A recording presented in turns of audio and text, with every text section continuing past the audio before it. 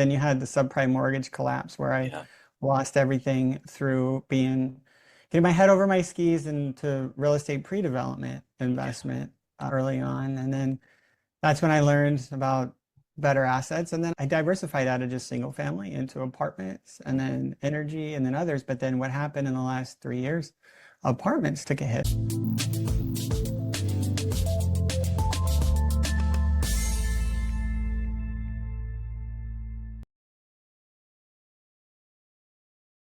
Welcome back to Commercial Real Estate Unfiltered. I'm your host, Caleb David. Today we've got Patrick Grimes with us. He's a founder and CEO of Passive Investing Mastery, and he's an Amazon best-selling author with a career spanning engineering, business, real estate. He's built expertise in recession-resilient investments and investments that generate passive income and long-term financial security. Through his work, Patrick helps professionals and families create wealth beyond the Wall Street and by focusing on proven cash flowing strategies in real estate and alternative assets. Patrick, welcome to the show. Glad to be here, Caleb. Looking forward to the chat. Yeah, and beautiful Honolulu outside your window. Probably not getting the snow that we're getting here in Colorado, but I'm excited to jump into this and have a good 30 minutes of conversation. I would love to just hear a little bit more of your background. You've got a very varied past, and I'd love to hear how you got to where you are today through those different avenues.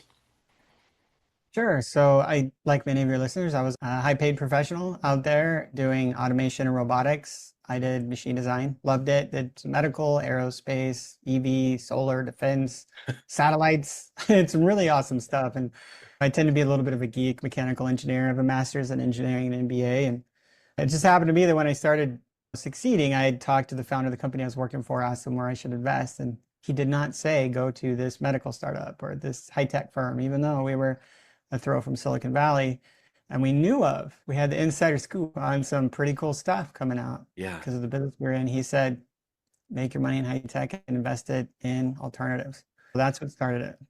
Yeah. So, how would you define alternative investments? It's because it's a broad term, right? Yeah. And so I don't really like the alternatives. It's just a broad way. What I like to think of the getting really to the root of it. Yeah. So what you're trying to do is build more, not independence, financial independence in your portfolio. You're trying to build more security. And if you're doing that, then the alternatives to me really means three circles of your rings of your Venn diagram. And that is this next investment resilient to the others? Now, Mhm. traditionally, people are all in the stock market. And so when they Right. say alternatives, they mean pretty much anything else, right? Yeah. Just stocks and bonds. But the alternatives that I'm talking about is okay, so say that's the de facto, right? So what is that next alternative? And if it's a REIT, then you're maybe hypothetically having returns derived from real estate, but really they're fluctuating based on the same paper sentiment, value-driven market. So it's not, my mind, really an alternative, right? And it's when you get into fundamentally different asset classes where the market fundamentals don't ride the same Mhm. values, so they're not driven by the same forces. Yeah. And then you build what's called non-correlation. And that's really truly when you're in a balanced, non-correlated alternative portfolio, because then when the stock market's going for a ride or the real estate's going for a ride, your other investments are not also going for a ride. And that's how you build true security, Yeah. not just independence and wealth hinging on one volatile market. Yeah, and I know a lot of our listeners maybe aren't at the place where they have a huge portfolio. We do have some investors that listen, but to move from that mindset of just staying in the stock market and getting into these non-correlated assets, like what's the pathway there? What's a very general overview of the pathway there? A lot of individuals, they start out, they have the 401k, and then you've eventually, hopefully, if you got matching, you're maxing that out because that's pretty beneficial. And then oftentimes individuals are like, hey, all I know about retirement and investing is my IRA or 401k custodian provided by my employer. They're just going to tell you when you max out your 401k to get an IRA, right? Because that's all they know. And that's how they get paid. You're their annuity. But eventually you start realizing, hey, you go through a downturn like I did, right? Or you start realizing there's more to the world.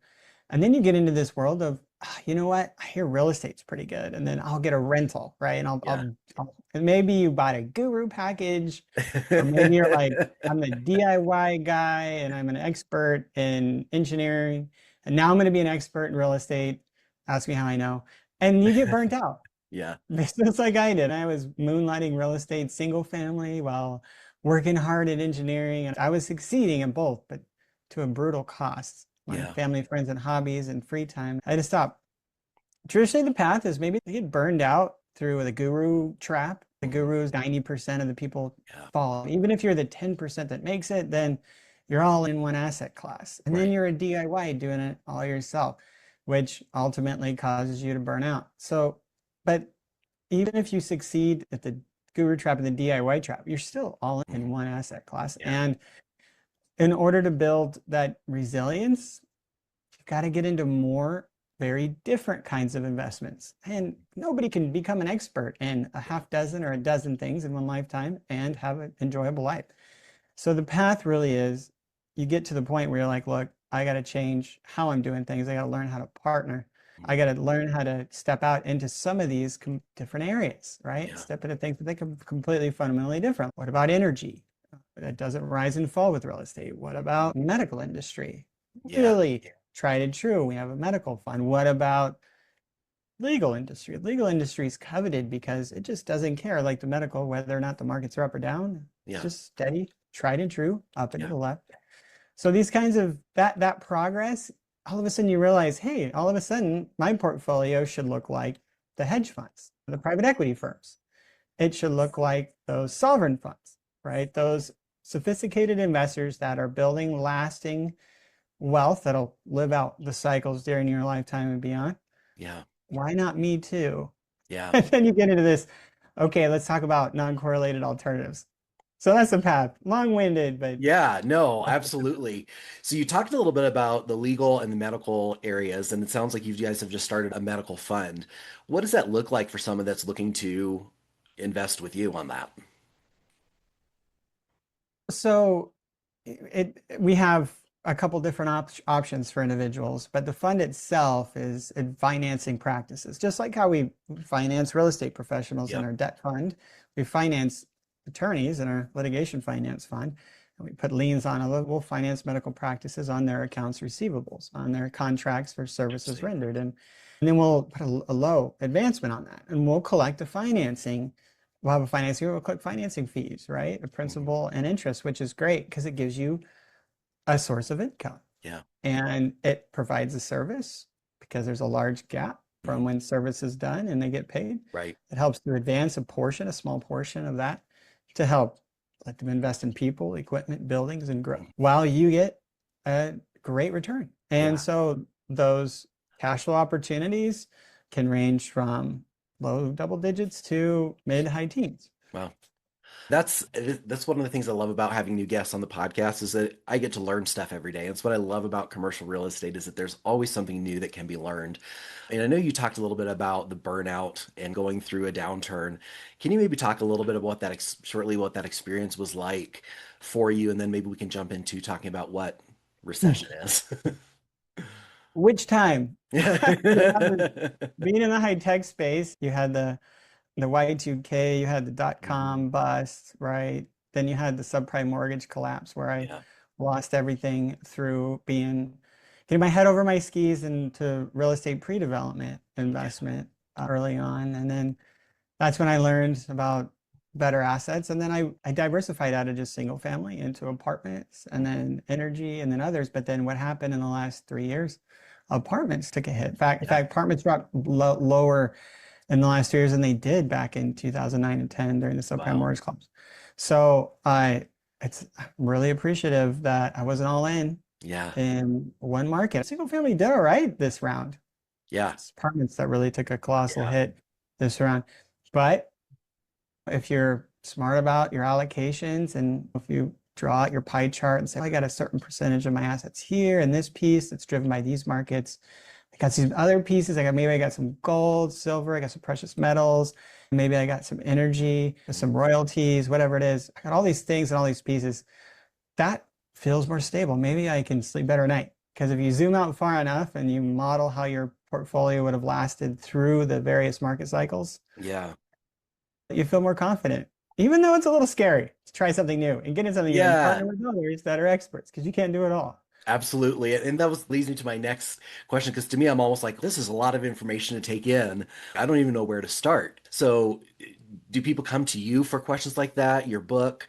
How are some ways that people can start educating themselves a little bit more so they can start getting to these more diversified investments? I'm glad you asked that question because I'm a curious guy. I was in machine design, robotics.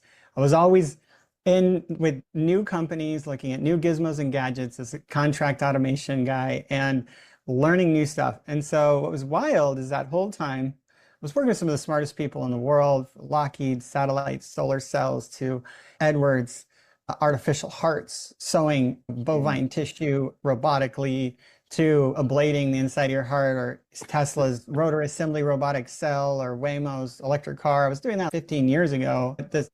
But none of these people had any idea. This is some of the smartest people on the planet, any idea about these alternative strategies. They were all in their company, their 401k, stocks, and maybe crypto. So I wanted to create a platform that was really investment agnostic, as long as it's non-correlated stock market, as long as it's outside of the stock market. Yeah. And so we created passiveinvestingmastery.com, which is my passion project. We educate every week or two on completely different alternative investment strategies. We have a panel of 2 or 3 individuals, which have been doing whatever the subject matter is for decades. And that subject matter has been a myriad of things. We've done over 50. We've done gold mining. We've done Wow. Forex. We've done every kind of real estate, parking lots. We've done short-term rentals, long-term rentals. We've done alcohol bev investing, buy a plane for cash flow, pilot education. It's just, Wow. and we just did timberland investing. We've done Canada. We just did one on cannabis investing. That was highly contentious. I got some hate mail just for hosting a webinar to talk about the legality of it and the risks of it. And, but we're in there talking about everything. We're bringing the people on that have done it for decades. You can jump in there. It's live. You can ask all your questions. Usually we get a half hour and about a half hour questions, believe it or not. Yeah. Really cool platform. And it's just what I wish I had Yeah. when I was an automation robotics engineer, just slaving away and had no idea. Eventually I started trading the baseball cards of alternative assets with different, just handful of dudes. So that Yeah. was it. It was a handful of buddies, and we were the only ones that knew about these. Hey, here's my hand, and then now I'm showing the whole deck, Yeah. right? So I recommend registering for that. Yeah, that sounds like a great resource. One of the things I love to talk about on the podcast is not just facts and information, but also the human condition and what we go through when we do this. But one of the questions I have is, what are some of the limiting beliefs that you had to overcome to get to this place? Yeah, when I was an engineer, I thought I never was going to stop being an engineer. And in fact, Mhm. I'm still a geek. That never Yeah. went away. When I was a kid, I was building Legos and then building an alarm system for my Lego house, right? And the Oh my contraption that keep gosh. on and off my light from my bed because I was scared of the dark. Yeah. I was one of those kids taking apart VCRs. Remember what that was? I just dated Yeah. myself. So, but a lot of growth. When I was an engineer, I thought, oh, I can take over the world. I can become an expert real estate guy. Mhm. And I just traded time away from my family, friends, and hobbies, those things that mattered most. Yeah. And then I was all in, and I thought, well, I can just double, triple my money. Actually, this is my first investment in real Mhm. estate, and do a super risky pre-development. Didn't realize that I could go underneath and get Yeah. a personally recourse loan that would flip upside down and it'd take me down Yeah. for years. But then when I started succeeding, I realized I had a partner. I had to learn to work with others in other markets, and I had to scale to other investments. And then I realized I couldn't stop learning, which is Yeah. easy for me. And Yeah. so I had Yeah. If you're doing an alarm system for your Lego house. yeah, yeah. In fact, now that we're talking about that, my mom was frustrated, or my aunt was frustrated because people kept stealing her pen into work. So I created a pen holder that had an alarm on it. Hear it when somebody stole her pen. But yeah, then when I got into alternatives, I learned I needed to learn to think in different ways. I think energy people Yeah. are a very strange breed. Yeah. They think very differently, and it's got a lot of different dynamics, and it's tough to partner because there's so much distrust in that market. But there's ways to invest for non-correlated returns. Learning to work with attorneys. We're financing attorneys right now. Yeah. Very different people. Yeah. That's the tough one. Learning to work with doctors. Very different. Every doctor will admit doctors have large egos. Yeah. And and they're the first to admit it's challenging, right? For Hmm. them to partner, just like it was for me originally to realize I can't do it all. And so that's very unique. And each of these times that I've stepped out, right, into the uncomfortable unknown and I've sliced off a piece of my pie and I've put it into a completely different, fundamentally different asset. Although it's been challenging and I've had some failure along the way, Yeah. I'm much more happy with the net result of my portfolio at this time. Yeah. So, what are some common mistakes that new investors make? You've walked this road. What are some common mistakes that they make, and how can they avoid those? Yeah, I started at the beginning getting caught in the guru trap, Yeah. right? Yeah. Because the you really want to learn if you're really good at being a doctor. I'm picking on doctors today, picking on attorneys. I don't mean they're actually great people. But if you're a high tech professional like I was, uh, it's tough. It's Mm, tough to then admit I can't have it all, I can't do it all. And if I want to be the expert in something else, I'm going to have to sacrifice more of what matters most to me. yeah. And which is family, friends, hobbies, the causes you care about most. And I think that the skills, if I was to look back, would be learn how to partner Mm, sooner. Trust but verify, but learn how to partner. And ultimately, the most success I've had partnering is getting shit done, working with people over a long period of time and seeing how they operate when yeah. things are good and bad. And that's what's been the most powerful. And then also, just because you perceive that you're comfortable doesn't mean that you're secure. Yeah. And so many people have just got it all socked away in the stock market and their 401k accounts. And they're like, I don't want to be a passive investor because I don't want to lose control. Why do you think you have control over your 401k portfolio? Who told you that? You have no idea where that is, and you have no say in any of the decisions you make. Yeah. And Exactly. you can actually direct it and gain some control, right? Yeah. And you self-direct it. And I've written articles in Forbes about all this stuff. And I think and so really it's just being real with yourself, Mm, right? Super proud of what you built, but is it truly secure?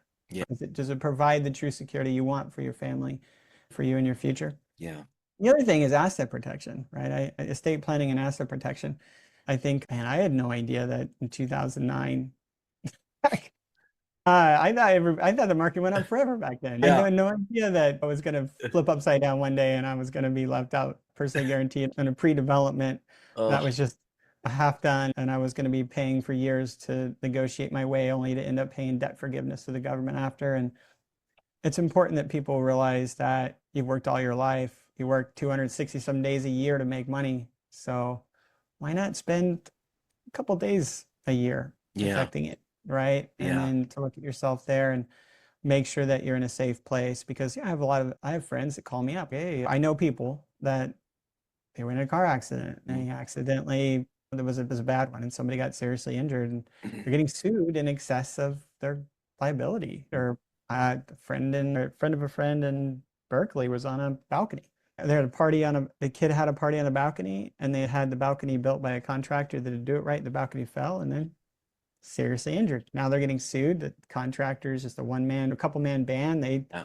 can easily just go BK, and so there's really nothing. And then the insurance company said, "Hey, looks like the liability is more than your coverage. Can you provide a list of your assets?" So I think asset protection, I write articles on Forbes on that too. It's not that it's not your fault. You didn't Right. actually do it. You played within the lines, Yeah. but some things just don't go your way, and you don't want to have to start over again. Yeah. And you will sleep better Yeah. on the other side. Totally. So those are all things that are important, and we educate on all of those things Yeah. on our platform.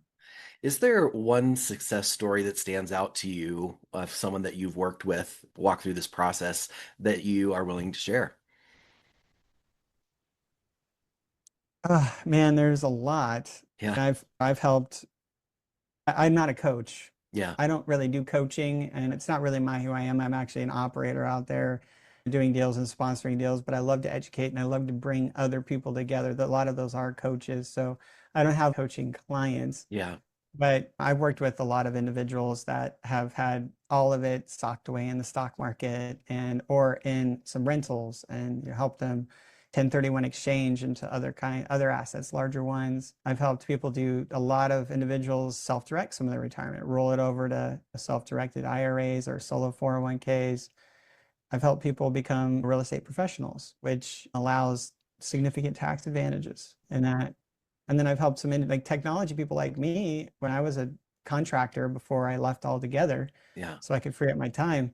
I was doing R&D tax credits, and it was amazing. I mean, it freed Ooh. up a huge amount of capital, and that's not depreciation. That's actually funds for keep.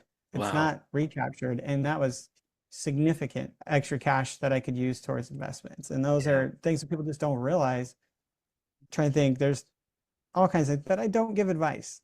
Yeah. I'm not a CPA, I'm not an attorney, and Yeah. I'm not a licensed financial advisor. So none of this is tax, legal, or financial advice. Yeah. But I can share my experiences and you can do with it what you will. And I have Yeah. my calendar open on my website, which is one of the things that I love to do now that I haven't done engineering for quite some time now, but so it's just to invest in others. And if we're Yeah. not the right stop along the way, we have a Rolodex of 50 alternatives I can point you to. So we'll find Yeah. something that I doesn't love. fit. We'll find the right team members to help build the right kind of tax efficiency and security in your estate and asset protection plan as well. That's awesome.